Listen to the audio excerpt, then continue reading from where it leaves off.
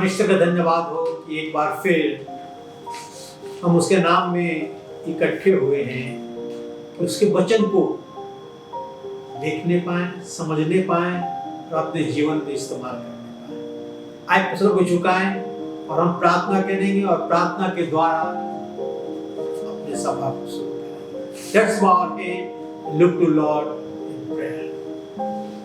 पवित्र महान जीवित सामर्थ्य सेनाओं के यहोवा परमेश्वर, धन्यवाद, स्तुति, गौरव, महिमा और प्रशंसा करते हुए और अपने आप को नम्र करते हुए तेरे चरणों के पास आते हैं। तेरा धन्यवाद करते हैं आज के सुंदर समय के लिए जो आपने हमें दिया है कि एक बार फिर आपके वचन पर मनन, ध्यान, चिंतन कर सकते हैं। हम इससे प्रत्येक के साथ हो प्रभु जी, जो ये वचन सुन रहे हैं उनकी सहायता कर, मदद कर, अगुवाई कर, उनके आंखों को खोल दे, उनके कानों को खोल दे प्रभु, कि तेरे वचन के सच्चाई को देखने पाए और समझने पाए। तेरा धन्यवाद करते हैं प्रभु जी, मुझ नाचिस के साथ हो, मुझ में होकर बोल, कि जो कुछ मैं बोलूं तेरी ओर से हो और तेरी महिमा, प्रशंसा, स्तुति और जय जयकार के लिए हो प्रभु। सारी गौरव, महिमा, प्रशंसा प्रभु यीशु तुझे देते हुए ये प्रार्थना अपने उद्धार करता प्रभु यीशु ख्रिस्ट के नाम में चाहते हैं, सुन और ग्रहण कर। आमीन।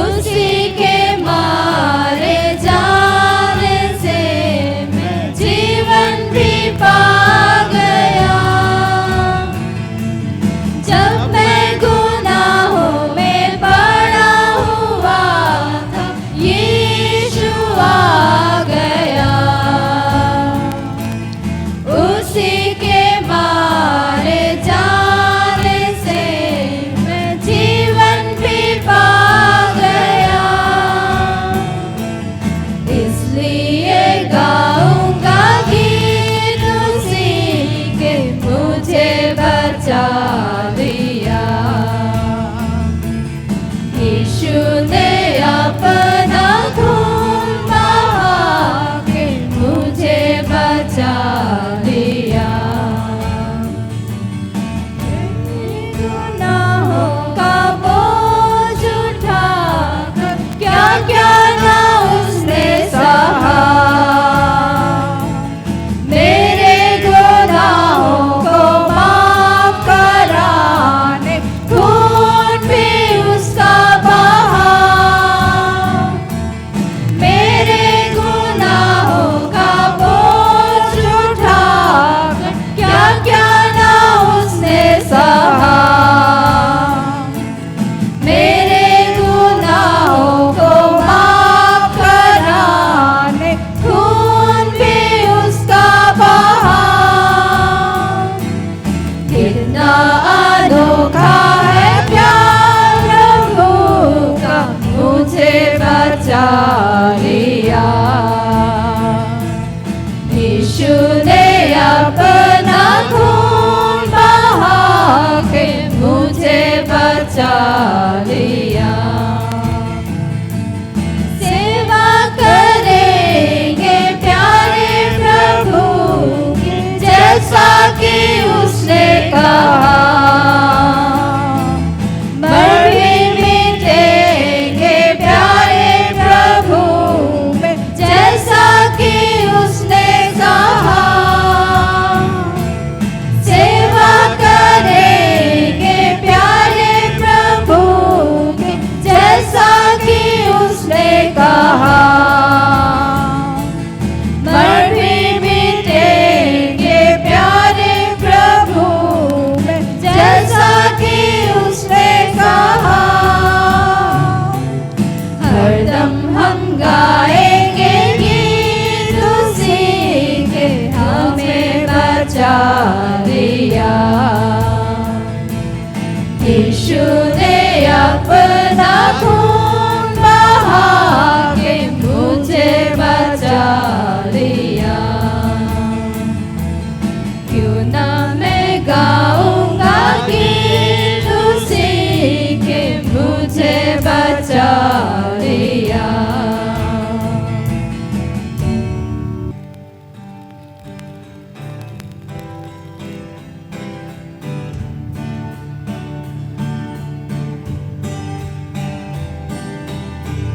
अब प्यार सलीम मुझको देख पड़ती है।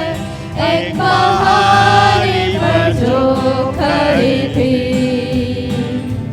कि मसीह मशरूम ने नदामत उठा गुनहगारों की खातिर जानी। बस ना छोड़ूंगा प्यार सलीम जब तक दुनिया में होगा गया। लिपटा रहूंगा मैं उसी से कि मशरूम में है अपनी आराम। अब प्यार सलीम जिसकी होती तकी है मुझको मेरा दिल बचे कि खुदा के महबूब और जलाली मसीह ने पहुंचाया उसे कलवरी। बस ना छोड़ूंगा प्यार सलीम जब तक दुनिया में होगा गया। लिपटा रहूंगा मैं उसी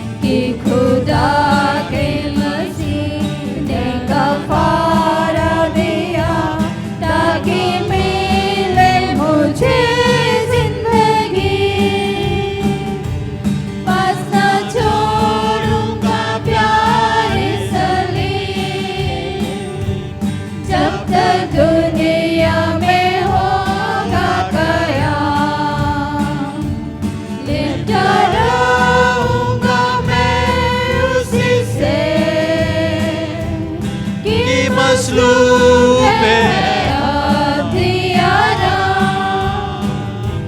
मैं उस प्यारे सलीब का रहूं वफादार, सिपाही हमेशा जरूर। जब तक मेरा मसीह न करेगा मुझे अपने यादे सलाल में मंजूर, पास न छोड़ूंगा प्यारे सलीब। जब तक दुनिया में होगा कयाम, लिपटा रहूंगा मैं उसी से कि मसलूब में है अंधियारा।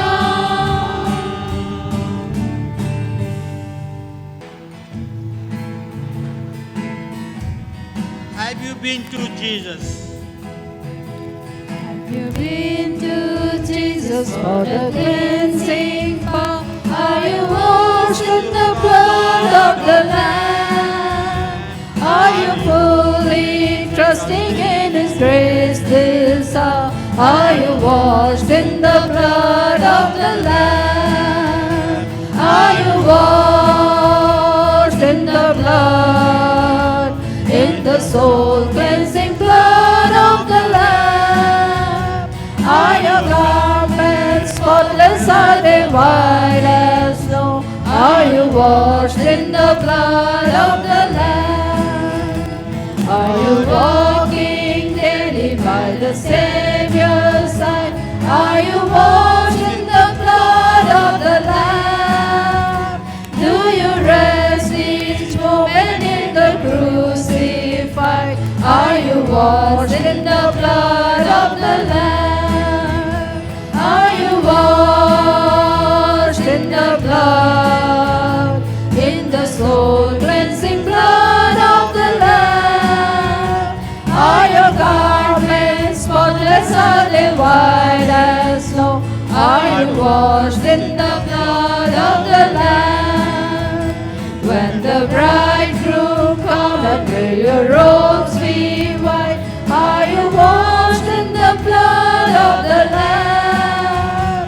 Will your soul be ready for the mansion's bride? Are you washed in the blood of the Lamb?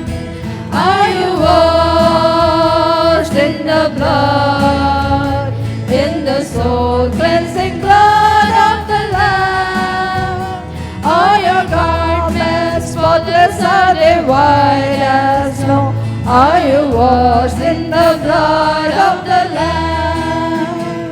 Lay aside the garments that are stained with sin, and be washed in the blood of the Lamb.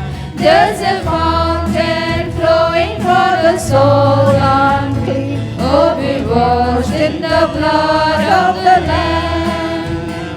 Are you washed in the blood, in the soul cleansing blood of the Lamb?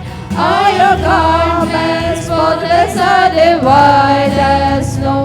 Are you washed in the blood of the Lamb? आज के जीवन में हम अपने जिंदगी के चौराहे पर खड़े होते हैं और मालूम नहीं हमें किधर जाना है, हमें क्या करना है। अपनी जिंदगी के चौराहे पर खड़े होकर सही मार्ग को हम ढूंढते हैं कि कौन सा सही मार्ग है, किस मार्ग पर हम चले। आइए हम देखें परमेश्वर का वचन क्या कहता है। यिर्मयाह की पुस्तक उसके 6 अध्याय के 16 पर, यिर्मयाह चैप्टर 6 वर्स 16। यिर्मयाह की पुस्तक 6 अध्याय के 16 पद में लिखा है, यहोवा यूं कहता है, सड़क पर खड़े होकर देखो और पूछो कि प्राचीन काल का अच्छा मार्ग कौन सा है, उसी में चलो और तुम अपने मन में चैन पाओगे। पर उन्होंने कहा हम उन पर ना चलेंगे। यिर्मयाह भविष्यवक्ता कहता है कि परमेश्वर यहोवा यूं कहता है कि सड़क पर खड़े होकर देखो और पूछो प्राचीन काल का अच्छा मार्ग कौन सा है और उसी पर चलो।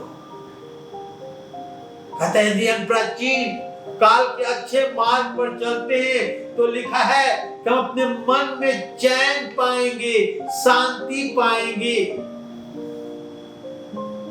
और आज लोग वो प्राचीन काल का अच्छा मार्ग जो परमेश्वर का मार्ग है उस पर लोग चलना नहीं चाहते। प्रभु यीशु मसीह ने क्या कहा? मार्ग, सच्चाई और जीवन मैं ही हूं और बिना मेरे द्वारा कोई पिता के पास नहीं पहुंच सकता। यदि हम और आप पिता के पास पहुंचना चाहते हैं तो प्रभु यीशु मसीह जो सच्चा मार्ग है, प्राचीन काल का मार्ग है, हम उस पर चलेंगे। और जब उस पर हम चलते हैं तो लिखा है तुम अपने मन में चैन पाओगे। हम अपने मन में चैन, शांति, सुख और आनंद प्राप्त करेंगे। आज के संसार में मनुष्य झूठा, धोखा, बुरे कार्य में भरे हुए हैं जिसका कोई सीमा नहीं। लोग झूठ बोलते हैं, धोखा देते हैं, बुरे कार्य में फंसे हुए हैं। कोई भी अनाथों और गरीबों की बात नहीं करता, उनका मुकदमा नहीं लड़ता। लोग आज अपने जीवन के चौराहे पर खड़े होकर कंफ्यूज हैं, संदेह में हैं कि कौन मार्ग पर हम चलें। हमें चुनाव करना है, कौन सड़क हमें परमेश्वर के पास ले जाएगा। यिर्मयाह 6 अध्याय के 16 पद में कहता है सड़क पर खड़े होकर देखो और पूछो प्राचीन काल का अच्छा मार्ग कौन सा है। परमेश्वर का मार्ग, अच्छा मार्ग कौन सा है? तुम उस पर चलोगे तो चैन पाओगे। यिर्मयाह इस्राएलियों से कहता है कि अपने जीवन के चौराहे रास्ते पर खड़े थे, देखो, पूछो प्राचीन मार्ग कौन सा है। प्राचीन और अच्छा मार्ग परमेश्वर का मार्ग है जिस पर हमें और आपको चलना है। इस्राएलियों के समान हमें अपने अपने जीवन के चौराहे पर खड़े हैं। इस्राएलियों को ढूंढना था क्या वो सच्चे परमेश्वर के मार्ग पर चलेंगे या नहीं। आज हमें भी अपने आप से पूछना है क्या हम परमेश्वर के सच्चे मार्ग पर चलेंगे कि नहीं। हमारा चुनाव हमें परमेश्वर के नजदीक ला सकता है या हमें परमेश्वर से दूर ले जा सकता है। यह हमारे चुनाव पर निर्भर है। आज जैसा हम अपने जीवन के चौराहे पर खड़े हैं, आज हम अपने जीवन के चौराहे पर खड़े हैं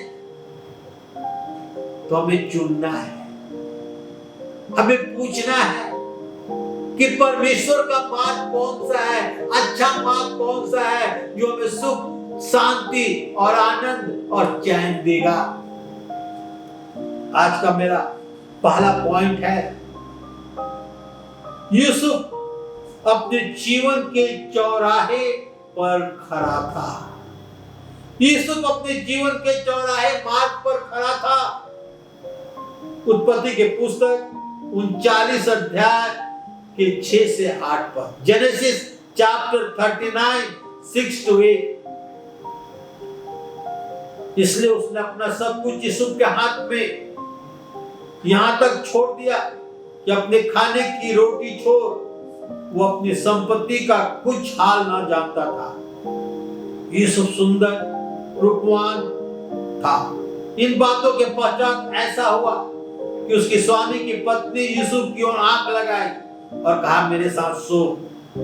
और उसने अस्वीकार करते हुए अपने स्वामी की पत्नी से कहा सुन, जो कुछ इस घर में है मेरे हाथ में है, मेरा स्वामी कुछ नहीं जानता और उसने अपना सब कुछ मेरे हाथ में सौंप दिया है। यूसुफ अपने जीवन के चौराहे मार्ग पर खड़ा था। पोतीफर सब कुछ उसके हाथ में सौंप दिया था। पूरा देख रेख पोतीफर के परिवार का यूसुफ किया करता था। मगर उसके सामने एक परीक्षा आई। पोतीफर की पत्नी उसे गलत काम करवाना चाहती थी, मगर नहीं, वो अपने स्टैंड पर खड़ा रहा। कहा मेरा स्वामी सब कुछ मेरे हाथ में सौंप दिया है और मैं कोई गलत काम ना करूंगा। यूसुफ अपने जीवन के चौराहे मार्ग पर खड़ा था। आप सोचिए, यूसुफ के भाई उसे गुलाम होने के लिए बेच दिए थे, क्योंकि वो अपने पिता का फेवरेट था। यूसुफ को रंग बिरंगे अंगरखा उसके पिता याकूब ने दिया था, जो उसको भाइयों को पसंद नहीं था। मेरे भाई और बहनों, यूसुफ के जीवन में एक ऐसा समय आया कि वो चून सके कि सही क्या है और गलत क्या है, और परमेश्वर के रास्ते पर और पुराने और अच्छा मार्ग पर चल सके। जब उसने स्वप्न देखा, उसके भाई उसे नफरत करने लगे। और आपको मालूम होगा, जब उसे बेच दिया गया और पोतीफर के घर में रखा गया, तो लिखा है परमेश्वर ने यूसुफ के कारण पोतीफर के घर को आशीष दी। अगर पोतीफर की पत्नी की गलत नियत उस पर पड़ी और उसे चुनना था, परंतु यूसुफ प्राचीन काल का मार्ग चुनता है और फैसला करता है कि वो परमेश्वर के प्रति विश्वास योग्य रहेगा। वो परमेश्वर के प्रति विश्वास योग्य रहेगा। यूसुफ भाग खड़ा हुआ, दूरी बनाने लगा। हमारे जीवन में भी जब हम चौराहे पर खड़े होते हैं, परीक्षा से बचना चाहते हैं, तो हमें गलत मार्गों से, गलत बातों से, गलत कार्यों से दूरी बनाना है, गलत कामों से भाग खड़ा होना है। यूसुफ अपनी ईमानदारी के लिए जाना जाता था, आत्मिक व्यक्ति था। इस कारण यूसुफ को जेल में डाल दिया गया। कभी कभी हमारी विश्वास योग्यता, सच्चाई हमें मुसीबत में डाल देती है, मगर उसके लिए हमें घबराना नहीं है। समय आएगा जब परमेश्वर हमारी सुधि लेगा, हमारी सहायता करेगा, हमें ऊंचा उठाएगा। और हम देखते हैं, बहुत वर्षों तक जेल में था और राजा के पास लाया गया कि वो राजा के स्वप्न का अर्थ बता सके। उत्पत्ति की पुस्तक 41 अध्याय के 33-38 पद में लिखा है, जेनेसिस चैप्टर 41 वर्स 38। सो फिरौन ने अपने कर्मचारियों से कहा, ऐसा मनुष्य हमको कहां मिलेगा जिसे परमेश्वर का आत्मा रहता है। जिसे फिरौन ने अपने कर्मचारियों से कहा, क्या हमको ऐसा पुरुष जैसा यह है जिसे परमेश्वर का आत्मा रहता है मिल सकता है? हम देखते हैं कि फिरौन के स्वप्न का अर्थ बताकर बताया कि 7 वर्षों तक तुम्हारे देश में बहुत सारे अन्न उपजे होंगे, बहुत ऐसे होंगे, और उसके बाद 7 वर्ष ऐसे आने वाले हैं कि लोग पहले 7 वर्ष को भूल जाएंगे, क्योंकि अकाल पड़ने वाला है। फिरौन ये समझ पाया कि यूसुफ में परमेश्वर का आत्मा रहता है, और तुरंत यूसुफ को इस काम में ठहराया कि पहले 7 वर्ष में वो अनाज को इकट्ठा करे, कि पिछले 7 वर्ष में लोगों को खाने के लिए सब कुछ पर्याप्त हो। From prison to palace, pit to pyramid, हम देखते हैं कि इस प्रकार वो प्रिजन में था और परमेश्वर ने उसे पैलेस में लाया और पूरे मिस्र देश का प्रधानमंत्री बनाया। अपने जीवन के चौराहे पर यूसुफ खड़ा था तो प्राचीन काल का अच्छा मार्ग चुन लिया और परमेश्वर के डर और भय में चलने लगा। तब परमेश्वर उसे बंदीगिरी से निकालकर फिरौन के महल में पहुंचा दिया और मिस्र का प्रधानमंत्री बना दिया। जब अपने जीवन के चौराहे पर खड़े होते हैं और प्राचीन काल का अच्छा मार्ग चुन लेते हैं तो हो सकता है कुछ समय के लिए भी दुख तकलीफ उठाना पड़े, मगर परमेश्वर एक दिन हमें उठाकर और ऊंचे पद पर ले जाता है, प्रतिष्ठा के स्थान पर खड़ा करता है, बैठाता है। दानियल अपने जीवन के चौराहे पर खड़ा था। दानियल 6 अध्याय के 10 पद में लिखा हुआ है, जब दानियल को मालूम हुआ कि पत्र पर हस्ताक्षर किया गया है, तब वो अपने घर को गया और जिसकी उपरौठी कोठी की खिड़की यरूशलेम की ओर खुली रहती थी, अपने रीति के अनुसार जैसा वह दिन में 3 बार परमेश्वर के सामने घुटने टेक कर प्रार्थना और धन्यवाद करता था, वैसा ही तब भी करता रहा। हम जानते हैं कि राजा ने ये आज्ञा निकाली कि राजा को छोड़ और कोई किसी की उपासना ना करे, किसी से प्रार्थना ना करे। हम देखते हैं यूसुफ और दानियल के जीवन में बहुत समानता है। दोनों नौजवान बंधुआई में गए थे, एक आदर्शपूर्ण नौजवान थे, दोनों एक आदर्शपूर्ण नौजवान थे। दानियल बाबिलोन की बंधुआई में गया था और यूसुफ को उसके भाइयों ने बेच दिया था गुलाम होने के लिए, बंधुआ होने के लिए। दोनों को राजा के दरबार में कार्य करने को कार्य मिला, दोनों बिना कारण सजा सहना पड़ा।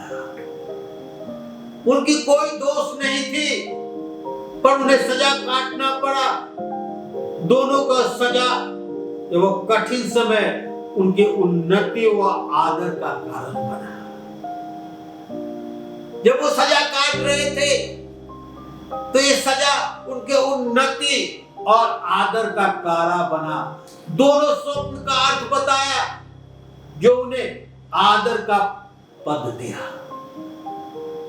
यूसुफ स्वप्न का अर्थ बताया और हम देखते हैं कि दानियल स्वप्न का अर्थ बताया और ये उनके दोनों स्वप्न का अर्थ बताया जिससे उन्हें आदर का पद मिला। दोनों शुद्ध जीवन व्यतीत किए बेचारी लोगों के बीच में, दोनों एक शुद्ध जीवन व्यतीत किए भ्रष्टाचारी लोगों के बीच में। दानियल 6 अध्याय के 7 पद में लिखा है, राजा के सारे अध्यक्षों ने और हाकिमों, अधिपतियों और न्याय और गवर्नर ने भी आपस में सहमति की कि राजा ऐसी आज्ञा दे और ऐसी कड़ी आज्ञा निकाले कि 30 दिन तक जो कोई, हे राजा, तुझे छोड़ किसी और मनुष्य देवता का विनती करे उसी के मान में डाल दिया जाएगा। ये एक नई आज्ञा निकाला गया केवल दानियल को फंसाने के लिए, दानियल को बर्बाद करने के लिए। मगर लिखा है कि दानियल अपने उपरौठी कोठी पर जाकर उस खिड़की को यरूशलेम की तरफ खोलता था, खोलकर और 3 बार अपने परमेश्वर से प्रार्थना करता था और धन्यवाद करता था। इस आज्ञा निकलने के बाद भी वो ऐसा किया। क्या कोई दूसरा देवता सी के मान से किसी को बचा सकता है? इसका फल यह हुआ कि दानियल को सी के मान में डाल दिया गया, मगर परमेश्वर ने सी के मुंह को बंद करके और दानियल की रक्षा की। दानियल अपने जीवन के चौराहे रास्ते पर खड़ा था, परंतु हम देखते हैं कि वो पुराना, प्राचीन और अच्छा मार्ग का चुनाव किया। दानियल 6 अध्याय के 10 पद में ये जानते हुए, मालूम होते हुए भी कि नए नियम पर हस्ताक्षर किया गया है, वो अपने परमेश्वर की ओर से नहीं हटा। वो दिन में 3 बार प्रार्थना और धन्यवाद किया। दानियल, तब राजा ने आज्ञा दी कि दानियल को सी के मान में डाल दिया जाए, और रात भर सी के मान में दानियल रहा। सीओ को इस्तेमाल किया जाता है लोगों को मारने के लिए, परंतु परमेश्वर अपने लोगों को छुड़ाने और बचाने का बहुत सा रास्ता खोल देता है। परमेश्वर ने सी के मांदों को बंद कर दिया। दानियल 6 अध्याय के 22 पद में लिखा हुआ है, मेरे परमेश्वर ने अपना दूत भेजकर सी के मुंह को ऐसा बंद कर रखा है, उन्होंने मेरे कुछ हानि नहीं की। इसका कारण यह है कि मैं उसके सामने निर्दोष पाया गया। हे राजा, तेरे सम्मुख भी मैं कोई भूल नहीं की। दानियल जब अपने जीवन के चौराहे पर खड़ा था कि अपने परमेश्वर से प्रार्थना करे कि ना करे, अपने परमेश्वर को धन्यवाद दे कि नहीं दे, वो चुना पुराना और अच्छा मार्ग, अपने परमेश्वर को धन्यवाद देना, उसकी स्तुति करना, उसके प्रार्थना करना। और परमेश्वर ने दानियल को सी के मान में डालने से पहले अपने दूतों को भेजकर सी के मान को बंद रखा था। दानियल 6 अध्याय के 26 पद में लिखा हुआ है, दानियल 6:26, मैं आज्ञा देता हूं कि जहां जहां मेरा राज का अधिकार है, वहां के लोग दानियल के परमेश्वर के सम्मुख कांपते और थरथराते रहें, क्योंकि जीवता और युगानुयुग तक रहने वाला वही परमेश्वर है। उसका राज अविनाशी और उसका प्रभुता सदा स्थिर रहेगी। दानियल के सी के मान में डालने के बाद हम देखते हैं, जब वो जिंदा निकल कर आया तो राजा ने कहा, जहां कहां मेरे राज का अधिकार है, वहां के लोग दानियल के परमेश्वर के सम्मुख कांपते रहे, थरथराते रहे, उसकी उपासना करे, उसके विरुद्ध में कुछ ना बोले, क्योंकि वही जीवता और युगानुयुग रहने वाला परमेश्वर है। मेरे भाई और बहनों, यूसुफ एक चरवाहा था, फिर गुलाम बना, बाद में कैदी बना, और उसके बाद मिस्र का प्रधानमंत्री बना। यूसुफ एक गुलाम से ऊपर उठकर सामर्थी देश मिस्र का प्रधानमंत्री बना। यूसुफ को अपने व्यक्तिगत ईमानदारी के लिए जाना जाता था। यूसुफ एक देश को तैयार किया कि वो अकाल के 7 वर्षों तक भोजन मुहैया करा सके। यूसुफ की परीक्षा एवं ट्रायल से गुजरा और परमेश्वर उसे तैयार कर रहा था, उसे जिम्मेवारी दे कि जब वो मिस्र का प्रधानमंत्री बने। God was preparing and positioning him to take responsibility of Prime Minister of Egypt. परमेश्वर की सहायता से कोई भी स्थिति अच्छा के लिए इस्तेमाल किया जा सकता है, यदि जब दूसरे आपके लिए बुराई करने का इरादा रखते हैं। उत्पत्ति की पुस्तक उसके 41 अध्याय के 38 पद में लिखा है, सो फिरौन ने अपने कर्मचारियों से कहा, क्या हमको ऐसा पुरुष जैसा ये है जिसे परमेश्वर का आत्मा रहता है मिल सकता है क्या? यूसुफ और दानियल दोनों में बहुत बातें समानता थी। दोनों जवानी में गुलाम थे। दोनों बिना कारण सताया गया। दोनों को बिना कारण सताया गया। उनका कठिन समय आदर पाने का मार्ग बना। दोनों स्वप्न का अर्थ बताकर ऊंचे पद पर उठाए गए। दोनों का जीवन शुद्ध था। व्यभिचारी और भ्रष्टाचारी लोगों के बीच में भी वे पवित्र थे। जब आप अपने जीवन के चौराहे मार्ग पर खड़े हैं तो देखें, पूछें, प्राचीन काल का अच्छा मार्ग कौन है और उस पर चलें। हमारे लिए आज यूसुफ और दानियल का जीवन एक उदाहरण है, एक आदर्श है कि हम उसके पद चिन्हों पर चलें। आइए प्रभु झुकाएं और हम प्रार्थना करें। पवित्र महान जीवित सामर्थ्य प्रभु, धन्यवाद, स्तुति, गौरव, महिमा और प्रशंसा करते हुए तेरे चरणों के पास आते हैं। तेरा धन्यवाद करते हैं प्रभु जी, इस सुंदर समय के लिए, सहभागिता के लिए जो तूने हमें दिया है कि एक बार फिर तेरे चरणों पर इकट्ठे होकर तेरे नाम की महिमा, प्रशंसा, स्तुति और जय जयकार कर सकते हैं। प्रभु होने दे कि हम प्राचीन काल के उत्तम और अच्छे मार्ग पर चलने वाले हो सके। भ्रष्ट लोगों के बीच में हम ईमानदार रहें कि हमारे जीवन के द्वारा तेरी महिमा और प्रशंसा हो और हमारे जीवन के द्वारा बहुत सारे लोग लाभ उठाने पाए, प्रभु यीशु ख्रिस्ट के द्वारा। आमीन।